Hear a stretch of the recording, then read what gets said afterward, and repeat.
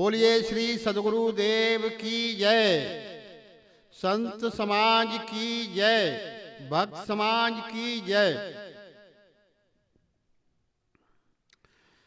धर्म प्रेमी सज्जनों एवं माता बहनों, मां वसुंधरा की गोद में खेलते हुए होनहार नन्हे मुन्ने प्यारे बच्चों,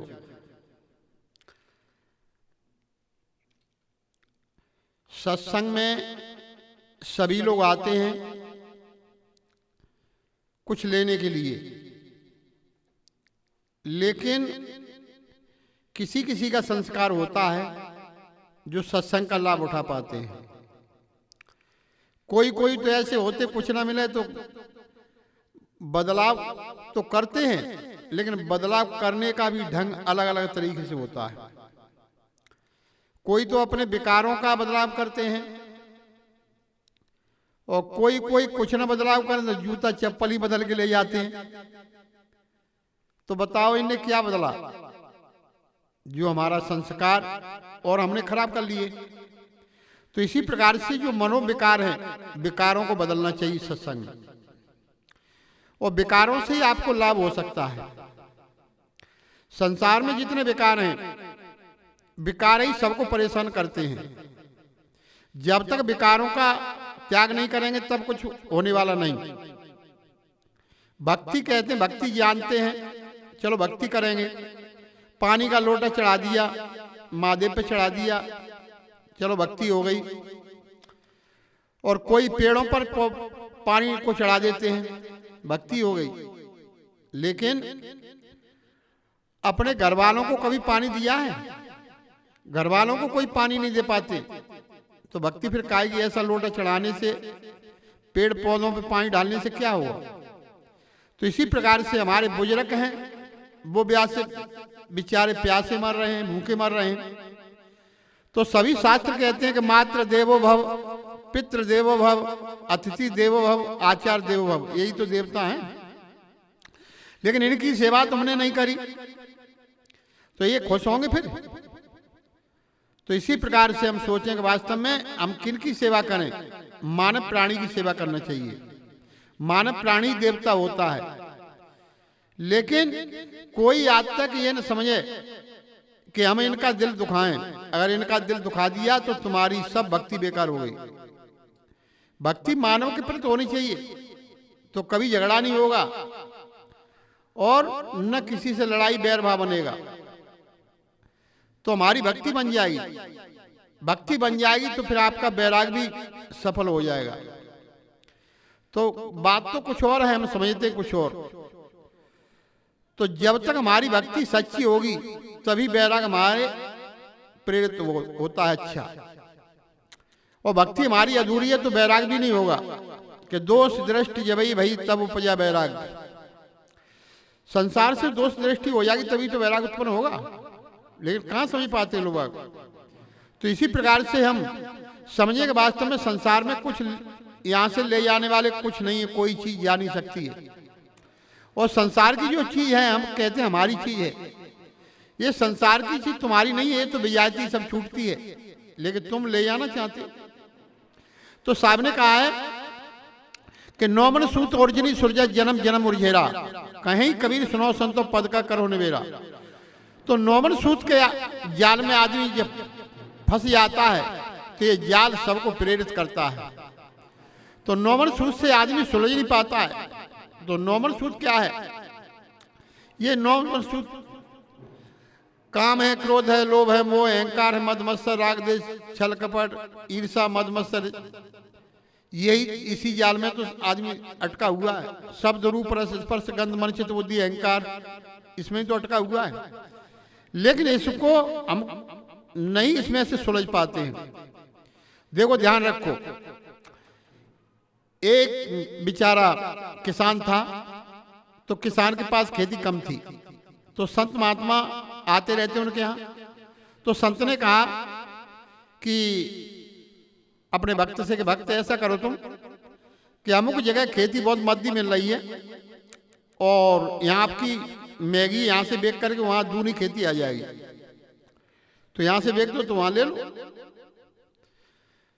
तो उन्होंने कहा कि कहाँ, कौन सी जगह? उन्होंने पूछ ली कहाँ। इसी प्रकार से कई जगह उन्होंने बता दी और भक्त पहुंच गए। तो वहां कहा कि 5,000 रुपए पहले जमा करने पड़ेंगे आपको, और यहां से तुम चलो, जितनी दूर चलते रहोगे उतनी कितनी भी खेती घेर सकते हो।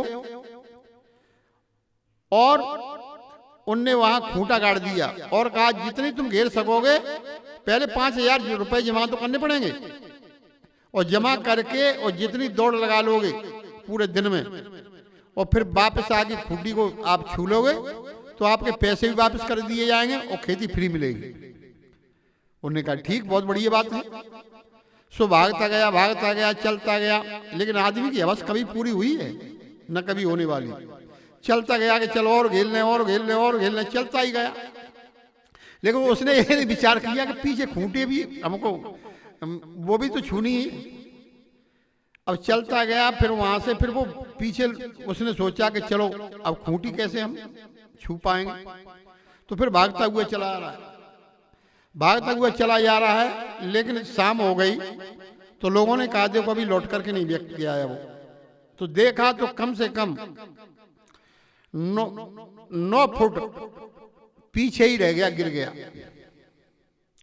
और 9 फुट पीछे गिर गया। तो लोगों ने कहा आओ ये खूंटी पकड़ो, जल्दी पकड़ो। मान गया अब तो मुझे इंच भी नहीं सरका जा रहा है। तो 9 मन सूत क्या, ये 9 मन फुट यही तो है। शब्द है, रूप है, रस है, स्पर्श है, गंध है, मन है, चित्त है, बुद्धि, अहंकार, यही तो 9 मन सूत है। और क्या है? यही तो 9 खूंटा है। तो इसी प्रकार से साहब ने कहा कि 9 मन सूत अर्जुन सूर्य जन्म जन्म उर्जेरा। इसी प्रकार से सब लोग इसमें उर्जे हुए हैं, लेकिन अपने को नहीं जानते कि मैं कौन हूं। अपने को जानो। तो एक हमारे गुरुदेव के गुरुजी थे, तो वो कहा करते थे कि हम ही हमारे और कोई हमारा नहीं। तो अपने को ही बताया कि हम ही हमारे, और हम हमारे समझ रहे संसार को। तो संसार कोई किसी का होने वाला नहीं। जो तुम हो तुम ही तो तुम्हारे हैं, हम ही हमारे, ना कोई हमारा। तो इसी प्रकार से जो तुम्हारे से पृथक कोई होता नहीं। तो इसी प्रकार से संसार में जो माना है वो सब छूट जाएगा। बड़े राजा रजवाड़े को छोड़ के चले गए, कोई साथ कुछ नहीं लेके गया। तो इसी प्रकार से संसार में जितने प्राणी हैं सभी संसार में आसक्ति में बंधे हुए हैं। आसक्ति का बंधन नहीं छूटेगा तब तक हम संसार सागर से छूटने वाले नहीं। संसार सागर से तभी छूट पाएंगे जो अपनी आसक्ति को व्यक्ति छोड़ देता है, वो अपने को समझ लेता है, तो संसार की आसक्ति छूटी जाती है। जिसने अपने आप को नहीं समझ पाया, और हंसो और गाल फुलाओ दो काम एक साथ न हो सकते, कभी न हुए न कभी होने वाले। क्यों? कि इधर हम संसार का भी सुख देखना चाहते हैं और इधर अपने आप को भी जानना चाहते हैं। तो इसी प्रकार से हम सोचें कि संसार में दो काम एक साथ कभी न हुए न कभी होने वाले। तो अपने को जानो। ये शरीर मिला है, शरीर तो तुम्हारा है नहीं, और संसार की वस्तु तुम्हारी कहां से हो जाएगी? तो संसार की वस्तु तुम्हारी नहीं, तुम ही हो शेष में, तुम्हारे हिस्से से ही सब कुछ होता है। आदमी जो चश्मा लगा लेता है, दिखता नहीं तो चश्मा लगा लेता है। अब बताइए, आप चश्मा देखता है कि उसकी, अगर उसकी सत्ता नहीं होगी तो चश्मा देख सकता है? ये क्या है? ये तुम्हारे उपकरण है। चश्मा तुम्हारा उपकरण है, तो चश्मा के माध्यम से आप देख रहे हो, लेकिन सत्ता किसकी है? सत्ता आपकी है। मुर्दा की चश्मा लगा दो तो मुर्दा को दिखेगा? नहीं दिखेगा। तो इसी प्रकार से सत्ता आपकी है, आपकी सत्ता से सब कुछ हो रहा है। जो तुम्हारे उपकरण हैं, तो उपकरणों को तुम सत्य मानते हो, उपकरण कभी सत्य होने वाला नहीं। ये शरीर है, शरीर भी तो एक उपकरण है। इंद्रियां हैं, उपकरण है। चित्त बुद्धि है, अहंकार है, ये उपकरण है। वास्तव में उपकरण जैसे चश्मा लगाई, ये भी उपकरण चश्मा की तरह है, लेकिन सत्ता आपकी है। आपकी सत्ता नहीं होगी तो ये फिर उपकरण कुछ करने वाले नहीं। तो इसी प्रकार से उपकरणों को समझो, अपने आप को समझो, उपकरणों को छोड़ करके वो अपने आप पर आओ, तो कोई किसी का नहीं, वो ही शेष में बचे, वो ही तो सत्य है, वो ही आप हैं।